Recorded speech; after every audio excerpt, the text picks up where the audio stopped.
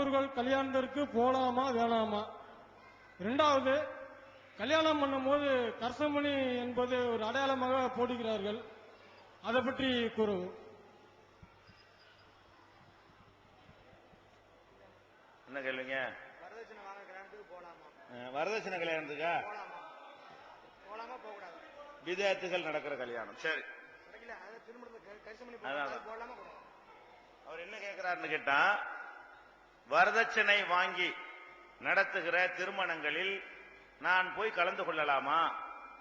அதே போல தாலி கரிசமணி கட்டுறாங்க இல்லையா விதேத்துகள், இது மாதிரி மார்க்கம் தடை செய்திருக்கிற, மார்க்கத்தில் அனுமதி இல்லாத பிற மதத்து கலாச்சாரங்கள், சடங்குகள், சம்பிரதாயங்கள் இடம்பெற்றிருக்கக்கூடிய திருமணங்களில நாம கலந்து கொள்ளலாமா அப்படிங்கிறது அவருடைய கேள்வி. இதை பொறுத்த வரைக்கும் நபிகள் நாயகம் ஸல்லல்லாஹு அலைஹி வஸல்லம் அவங்களுடைய காலத்துல இந்த மாதிரியான ஒரு கொஸ்டினுக்கு இடமே இல்லை. ஏன்? எல்லாருமே கரெக்டா தான் கல்யாணம் பண்ணுவாங்க. நம்மள மாதிரி மார்க்கத்தை மீறிட்டு கல்யாணம் பண்ணக்கூடிய ஒரு நிலைமை ரசூலுல்லாஹ் காலத்துல கிடையாது. மார்க்கத்துல இல்லாத பொய் சடங்குகளை சொல்லி கல்யாணம் பண்ணக்கூடிய நிலைமை ரசூலுல்லாஹ் காலத்துல இருந்துச்சா? அப்படி கிடையாது. அதே நேரத்தில் இது மாதிரி மார்க்கம் தடை செய்த ஒரு நிகழ்வுக்கு நம்ம சென்றால் எப்படி நடந்து கொள்ள வேண்டும் என்பதற்கு வேற ஆதாரங்கள் கிடைக்கிறது. எப்படி கிடைக்கிறது? நபிகள் நாயகம் ஸல்லல்லாஹு அலைஹி வஸல்லம் அவங்கள அவங்க மகள் ஃபாத்திமா விருந்துக்காக கூப்பிடுறாங்க. பெத்த மகள் வந்து ரசூல் ஸல்லல்லாஹு அலைஹி வஸல்லம் அவங்கள விருந்துக்கு வாங்க என்று தகப்பனார அழைக்கிறாங்க. மகள் வீட்டுக்கு சாப்பிடுவதற்காக ரசூல் ஸல்லல்லாஹு அலைஹி வஸல்லம் வர்றாங்க. வரும் பொழுது வீட்டு வாசல்ல ஒரு ஸ்கிரீன், திரைச்சீலை தொங்க விடப்பட்ட, அலங்காரத்துக்காக போடுவாங்க இல்லையா ஸ்கிரீன், அந்த ஸ்கிரீன் வந்து மைக்ல பிரச்சனை இல்லமா, மண்டபத்துல பிரச்சனை, மைக்ல பிரச்சனை இல்லை. நீங்க அவரை கூட ஒண்ணும் செய்ய வேணாம், கொடுங்க வேணா சவுண்ட குறைங்க. சவுண்ட குறைச்சால் கொஞ்சம் எக்கோ குறையும். கம்மியான சவுண்ட் நான் சத்தத்தை கூட்டிக்கிறேன், வால்யூம் குறைச்சிக்கிறேங்க. மண்டபத்துல பிரச்சனை, உங்க மேல பிரச்சனை இல்லை, மைக்கு நல்லா இருக்கு. சரி. அப்ப ரசூல் ஸல்லல்லாஹு அலைஹி வஸல்லம் அவங்க வந்து மகள் வீட்டுக்கு விருந்து சாப்பிட போறாங்க. அப்ப வாசல்ல ஒரு திரைச்சீலை தொங்க விடப்பட்டிருக்கிறது. அந்த திரைச்சீலையில உருவப்படங்கள் எல்லாம் வரையப்பட்டிருக்கிறது. அப்ப உருவப்படங்கள் வரையப்பட்டிருக்கிற வீடுகளுக்கு மலக்குகள் வரமாட்டாங்க என்று ரசூல் ஸல்லல்லாஹு அலைஹி வஸல்லம் ஏற்கனவே நமக்கு சொல்லி இருக்கிறாங்க. அப்ப மகள் வீட்டுக்கு வந்த ரசூல் ஸல்லல்லாஹு அலைஹி வஸல்லம் அவங்க அதை பார்த்த உடனே நமக்கு விருந்துக்கு தானே கூப்பிட்டாங்க, அது பாட்டுக்கு ஒரு பக்கம் கிடக்கட்டும் உள்ள போகல, அப்படியே விருந்த புறக்கணிச்சு திரும்பி போயிட்டாங்க. பெத்த மகள்னு கூட பார்க்காம, அந்த விருந்து சுன்னத்து தானே என்று பார்க்காம, மார்க்கம் தடுத்திருக்கிற ஒரு காரியம் இந்த இடத்தில் இருக்கிறது, இந்த சபையில் நம்ம இருக்கக்கூடாது அப்படின்னு சொல்லி ரசூல் ஸல்லல்லாஹு அலைஹி வஸல்லம் அவங்க புறக்கணிச்சு திரும்பி போயிட்டாங்க. அப்ப நீங்க ஒரு சபைக்கு போறீங்க, கண்ணுக்கு முன்னாடி வரதட்சணை வாங்கின தெரிகிறது, கண்ணுக்கு முன்னாடி அல்லாஹ் மல்லி பயணம் வாங்குறான், தாலி கட்டுறான், ஆடம்பரங்கள் பண்றான், அனாச்சாரங்கள் பண்றான், நல்லா நமக்கு தெரிகிறது. அதுல போய் நம்ம கலந்து கொண்டோமே ஆனால் நபிகள் நாயகம் ஸல்லல்லாஹு அலைஹி வஸல்லம் அவங்கள நம்ம சரியான முறையில பின்பற்றலை என்று ஆகும். அதை புறக்கணிச்சா தான் நாளைக்கு திருந்துவாங்க. நீங்க எது நடந்தாலும் பரவாயில்லைன்னு போய் நம்ம சாப்பிட்டு வந்தோம்னு வைங்க, அந்த தீமை ஒரு காலத்திலும் ஒழியாது.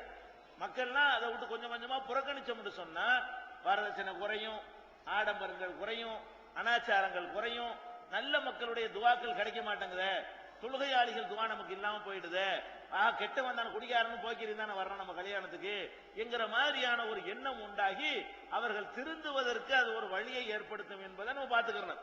அதே மாதிரி வந்து அல்லாஹ் திருமறை குர்ஆன்ல ஒரு அற்புதமான ஒரு கட்டளையை சொல்கிறான். எந்த ஒரு சபைக்காவது நீங்கள் சென்றால் அங்கே அல்லாஹ்வுடைய வசனங்கள் கேலி செய்யப்பட்டு புறக்கணிக்கப்படுகிற காட்சியை நீங்கள் கண்டால், இதா சமயத்தும் ஆயாத்துல்லாஹி யுஸ்தஹ்ஸு பிஹா, அல்லாஹ்வுடைய வசனங்கள் வந்து நீங்கள், அல்லாஹ்வுடைய வசனங்கள்னா மார்க்கத்தினுடைய சட்டதிட்டங்கள், அல்லாஹ்வுடைய வசனங்கள் மார்க்கத்தினுடைய சட்டதிட்டங்கள் கட்டளைகள் எல்லாம் ஒரு சபையில் அப்பட்டமா மீறுகிறார்கள். அவன் பாட்டுக்கு மீறான், நான் பாட்டுக்கு போய் இருக்கிறேன் என்று நீங்கள் போய் கலந்து கொண்டால் அல்லாஹ் சொல்லி காட்டுறான், ஃபலா தக்உதும் ஆகும், அவங்களோடு சேர்ந்து நீங்கள் அமர்ந்து விடாதீர்கள், இன்னக்கும் இதம் விசுலுகும், அப்படி அமர்ந்தீர்களேயானால் நீங்கள் அவங்கள போல ஆகிவிடுவீர்கள். ஒரு சபைக்கு போறீங்க, சுன்னத்தை கிண்டல் பண்றான். ஒரு சபைக்கு போறீங்க, ஆடல் பாடல் கூத்து நடக்கிறது. ஒரு சபைக்கு போறீங்க, விதத்துகள் செய்யறான். அதுல உட்கார்ந்து இருந்தீங்கன்னு சொன்னா நீங்களும் அவர்களில் ஒருவராக ஆகிவிட்டீர்கள், நீங்களும் அந்த காரியத்தை செஞ்சவராக ஆகிவிட்டீர்கள் என்று படைச்ச அல்லாஹ் சொல்றான். அப்ப அல்லாஹ்வை பயப்படக்கூடிய மக்கள் எங்க போக கூடாது? அப்பட்டமா பெண்களுக்கு மகர் கூடுன்னு அல்லாஹ் சொல்றான். அவன் பொம்பளைகிட்ட வரதட்சணை வாங்குறான். அல்லாஹ்வுடைய வசனம் கிண்டல் செய்யப்படுதுங்க. அல்லாஹ்வுடைய வசனம் கேலி செய்யப்படுகிறது. அல்லாஹ்வுடைய கட்டளை புறக்கணிக்கப்படுகிறது. அப்படி ஒரு சபையில போய் நீ உட்கார்ந்துட்டு வந்தா நீனு அவனும் ஒண்ணு, வாங்கினவனு ஒண்ணுதான், அந்த சபையில போய் தின்னுட்டு வந்தவனும் ஒண்ணுதான் என்று அல்லாஹ் தெள்ள தெளிவாக கட்டளை எடுக்கிறான். தௌஹீதுன்னு சொல்லக்கூடிய வாழ்க்கையில என்ன செய்யறாங்க? நாக்கு மேற்று வந்தோன்னு பிறண்டுறாங்க, அவுட் ஆயிடுறாங்க. மத்தெல்லாம் கரெக்டா இருப்பாங்க. சோத்து மேற்று வந்துச்சுன்னு வைங்களேன், போய் தின்னுட்டு வந்துடுறது. அப்ப இது நீங்க லேசா நினைக்கிறீங்க, அதுக்கு நீங்க வாங்கிட்டு போயிடலாம். வரதட்சணை வாங்கினால் என்ன குற்றமோ அதுதான் அந்த சபையில போய் நின்று நீங்கள் அங்கீகரிப்பது. விதத்துகள் நடக்கிற கல்யாணத்துல போய் நீங்கள் கலந்தால் என்ன குற்றமோ விதத்தை செஞ்சாலும் அதே குற்றம் தான். அப்ப விதத்துகளை செஞ்சாலும் அனாச்சாரங்களை செஞ்சாலும் ஆடம்பரங்களை நீங்கள் பார்த்து ரசிச்சாலும் நீங்களும் அதை செஞ்சவங்க ஆயிருவீங்க என்று எவ்வளவு கடும் வார்த்தை அல்லாஹ் சொல்றான் பாத்தீங்களா? ஃபலா தகுது மாஹும், அவங்களோடு நீங்கள் அமரவே செய்யாதீர்கள் அல்லாஹ் சொல்றான். இன்னக்கும் இதம் மிஸ்லுஹும், அப்படி நீங்கள் அமர்ந்தீர்களே ஆனால் நீங்களும் அந்த நேரத்தில் அவர்களை போன்றவர்களே. அதனால ஒரு காலத்திலையும் வரதட்சணை கல்யாணம், அனாச்சாரத்தில் நடக்கக்கூடிய நிகழ்ச்சி, ஆடல் பாடல் கூத்து நடக்கிற நிகழ்ச்சி, மார்க்கத்தை மீறுகிற நிகழ்ச்சி, காது குத்து அந்த சடங்கு இந்த சடங்கு, எதெல்லாம் மார்க்கத்துல வயசுக்கு வர்ற சடங்கு, இப்படி நிறைய மார்க்கத்தில் இல்லாத விஷயங்கள் நடக்குமையானால் அதை புறக்கணிக்கிற நம்முடைய கடமை. புறக்கணிக்காட்டி நம்மள அவங்கள சேர்ந்தவங்க ஆயிரும். அடுத்து